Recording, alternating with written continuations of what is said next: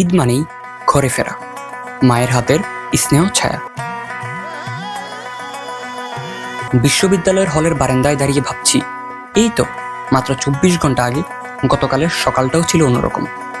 তড়িঘড়ি করে কেউ বা ব্যাগ গুছোচ্ছিল 9টার ক্লাস ধরতে, কিংবা কেউ বা ব্যতিব্যস্ত ছিল ঘুম ঘুম চোখে সিটি বা ল্যাবের জন্য প্রিপেয়ার হতে। কিন্তু একদিনের ব্যবধানে পুরো হল যেন মৃতপ্রায়। দিনটা শুক্রবার। অনেকেই আজ ব্যাগ গুছোচ্ছে বাড়ি যাবে বলে। লম্বা পথ, কারো বা 10-12 ঘন্টার জার্নি। তবে সেই ব্যাগ গুছানোতে নেই ক্লান্তি বা বিরক্তির ছায়া।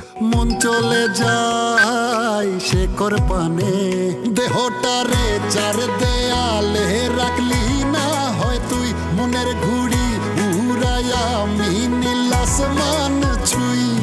যেটা আছে সেটা শেকরের টান, অতঃপর উচ্ছ্বাস। ঈদে বাড়ি ফেরা শুধু একটা যাত্রা নয়, এটা একটা আবেগ। দূরে গিয়েও ফিরে আসার স্বপ্নটা পিছু ছাড়ে না। বছর ঘুরে ঈদ উৎসবের সাথে স্বপ্নটা মেলাতে অনেকেই যাচ্ছেন প্রিয়জনের কাছে। আনন্দময় হোক আমাদের বাড়ি ফেরা। বিশ্বাসে যাব কাছে।